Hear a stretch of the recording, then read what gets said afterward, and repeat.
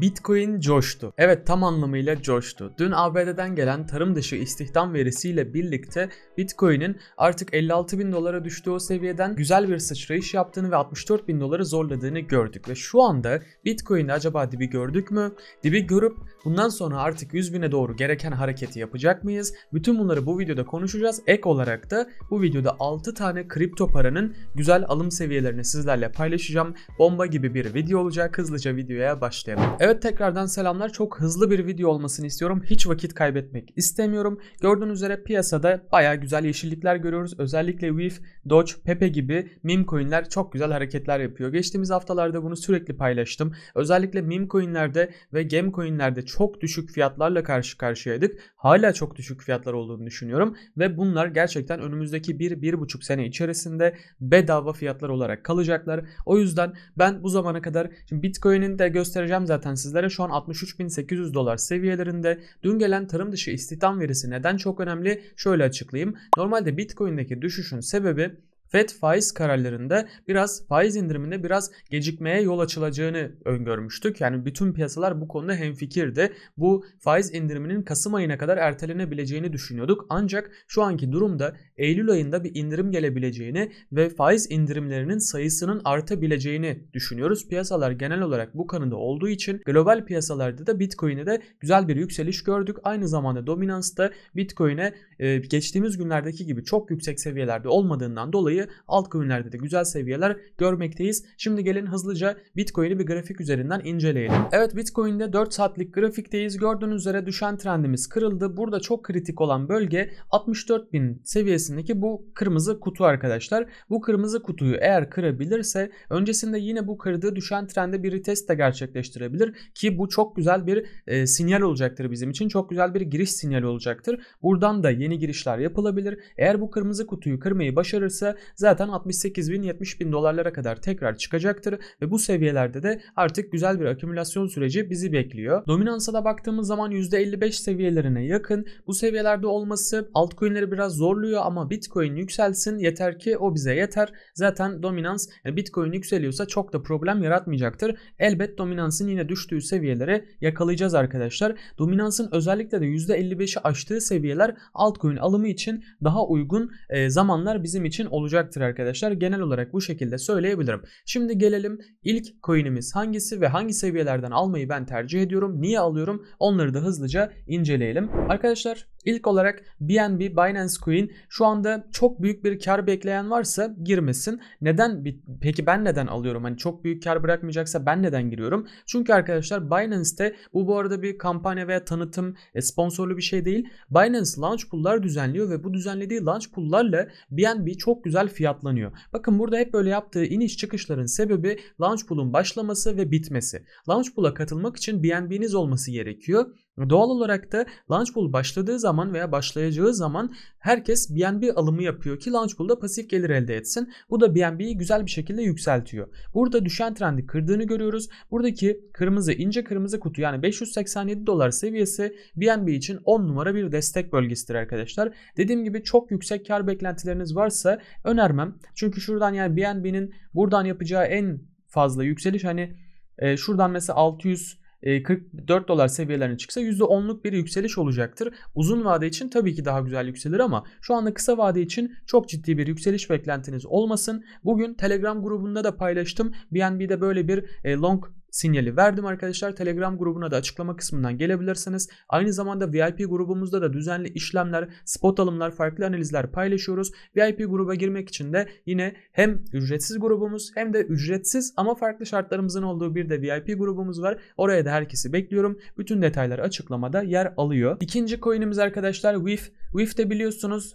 son zamanlarda, yani yaklaşık çıkalı çok az bir zaman oldu. Çok eski bir coin değil. Meme coin'ler arasında gerçekten en sağlam hamleleri yapan kripto paralardan bir tanesi oldu. Yine aynı şekilde buradaki düşenini kırdı ve şu anda direnç bölgesine çok yakın. Yani şu anda alım önermiyorum, ancak eğer olur da 3.17 dolar seviyelerine kadar düşerse 3.17 seviyesi güzel bir alım seviyesidir arkadaşlar. Daha aşağılarda da yine 2.81, İlla da hani daha da diplerden almak istiyorum diyen olursa zaten buradaki seviyeleri yakalayan olursa 10 numara para kazandıracaktır. Ben WIF'in, açık konuşayım, meme coin'ler arasında önümüzdeki bir sene içerisinde en güzel yükselişlerden birini yapacağına inanıyorum. Çünkü zaten piyasaya bomba gibi bir giriş yaptı. O yüzden portföylerde yer vermeye çalışıyorum.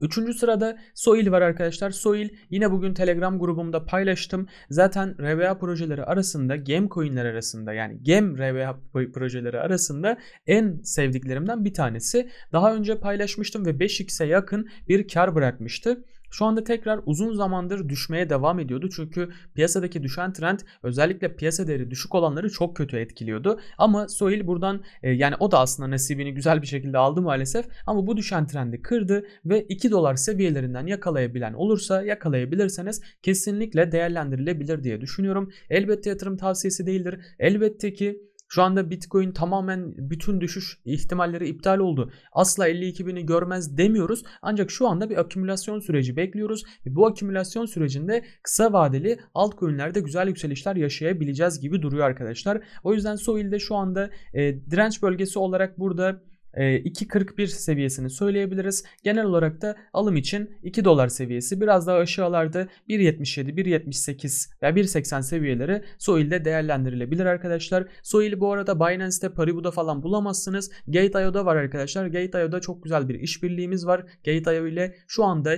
20 dolar nakit çekilebilir bir ödül kazanabiliyorsunuz. Onun da detayları açıklama kısmında mevcut. Dediğim gibi Soil, Gate.io'da var. Yine Gate.io'da olan bir minör bir proje. Çok küçük, piyasa değeri henüz çok az olan bir yapay zeka projesi arkadaşlar. Yine 4 saatlik grafikteyiz ve buradaki düşen trendi kırdıktan sonra şu anda çok güzel bir retest yapıyor. Bu retesti eğer devam ettirirse, burada yükselen trendle de bir kesişim oluşursa eğer 0.33 dolar seviyeleri 0.33 dolar seviyeleri Layer AI projesi için güzel bir giriş bölgesidir. Şu anda direnç bölgemizde 0.37, hedeflerimizde ilk hedef olarak 0.45 seviyesini verebiliriz ki burada da eğer dediğim gibi bu retest buraya kadar gelirse %37, %40 civarı çok güzel bir kar oranı bırakabilir. Layer AI'da yine Gate.io borsasından alabileceğiniz bir altcoin arkadaşlar.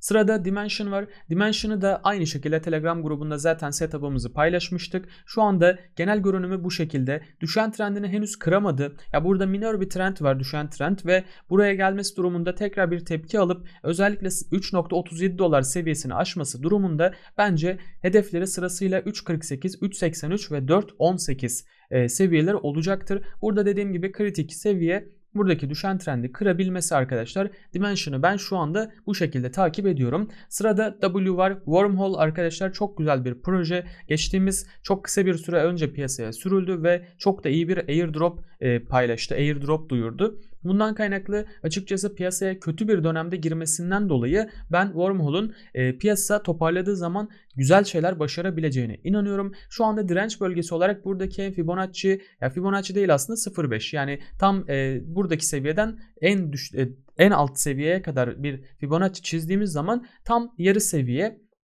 Yarıdaki bölge 0.81 dolar ve bu bölge önemli bir direnç olarak çalışacaktır mutlaka. O yüzden burayı kırmadan yeni giriş için mutlaka 0.67 seviyeleri beklenmelidir. Eğer olur da burayı kırarsa da kırıp üstünde kalması durumunda Wormhole'da değerlendirilebilir. Kısa vade için dediğim gibi 0.67, 0.70 dolar seviyeleri, bu bölgeler beklenebilir ve bu bölgelerden güzel para kazandırabileceğine inanıyorum. Arkadaşlar benim bu videoda anlatabileceklerim bunlardı. Umarım yararlı ve güzel bir video olmuştur. Bir sonraki videomuzda özellikle game coin'lere odaklanacağım. Bu konuda mutlaka kendi yatırım yaptığınız game coin'ler hangileri ve hangi coin'leri incelememi isterseniz bunları da yoruma yazmayı unutmayın. Bir başka videoda görüşünceye dek kendinize çok iyi bakın. Hoşça kalın.